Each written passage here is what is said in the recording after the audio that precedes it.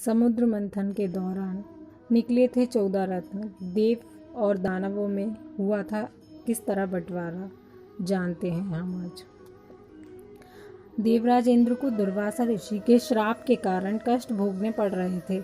उधर दैत्यराज बलि ने तीनों लोकों पर अधिकार कर लिया था। दैत्यराज के अधिकार और उनकी दुष्टता के बाद सभी देवता परेशान हुए। उस स्थिति का निवारण के लिए सभी देवों ने भगवान विष्णु के पास पहुँचे। तब भगवान विष्णु ने देवताओं के कल्याण का उपाय समुद्र मंथन बताया। कहा कि क्षीर सागर के गर्भ में अनेक दिव्य पदार्थों के साथ साथ अमृत भी छिपा हुआ है। उसे पीने वाले के सामने मृत्यु भी पराजित नहीं हो सकती। इसके लिए तुम्हें समुद्र मंथन करना होगा। इस तरह समुद्र मंथन हुआ। नंबर 1, हलाहल विष। समुद्र मंथन के दौरान सबसे पहले जल का हलाहल यानी विष निकला। इस हलाहल की ज्वाला बहुत तीव्र थी। इस जहर की ज्वाला की तीव्रता के प्रभाव से सभी देव और दैत्य जलने लगे। तभी सभी ने मिलकर भगवान शिव से जहर को झेलने की प्रार्थना की। इसलिए शिव जी ने विष को इसे मुंह में भर लिया। शिव जी ने इस विष को गले में ही रखा। इस कारण उनका गला नीला हो गया और शिव जी का नाम नीलकंठ पड़ गया। नंबर 2, उच्चश्रवा घोड़ा। समुद्र मंथन के दौरान दूसरा रत्न सफ़ेद रंग का घोड़ा निकला।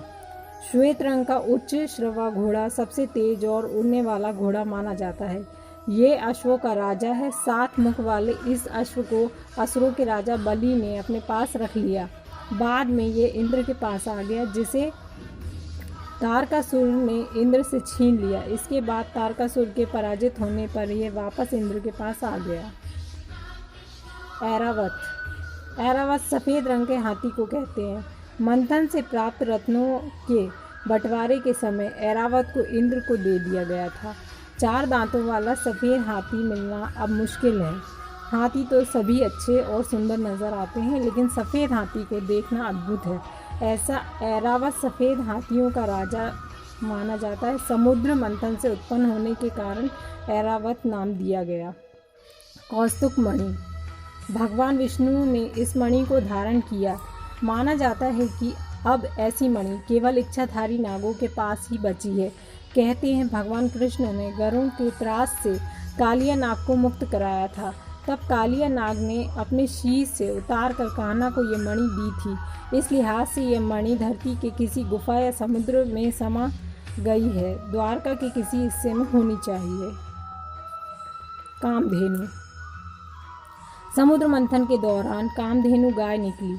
यह गाय दिव्य शक्तियों से युक्त थी, इसलिए लोक कल्याण को ध्यान में रखते हुए यह गाय ऋषियों को दे दी गई। गाय को हिंदू धर्म में पवित्र है।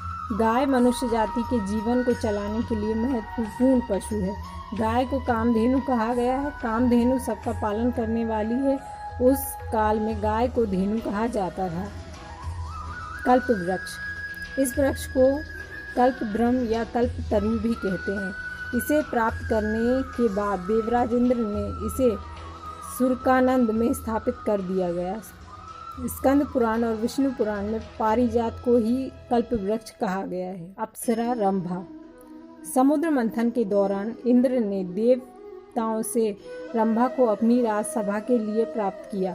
विश्वामित्र की घोर तपस्या से विचलित होकर इंद्र ने रंभा को बुलाकर विश्वामित्र का तप भंग करने के लिए भेजा।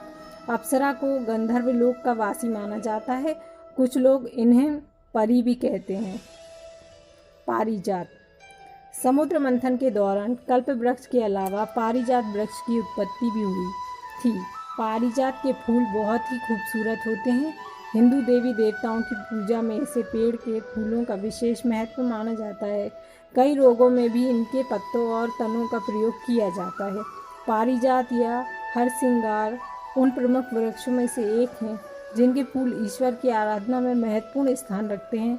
धन की देवी लक्ष्मी को पारिजात के पुष्प प्रिय हैं। वारुणी देवी। समुद्र मंथन के दौरान जिस मदिरा की उत्पत्ति हुई उसका नाम वारुणी रखा गया। वारुणी का अर्थ जल है। जल से उत्पन्न होने के कारण उन्हें वारुणी कहा गया। वारुणी नाम के एक देवता हैं जो असुरों की तरफ थे। असुरों ने वारुणी को लिया।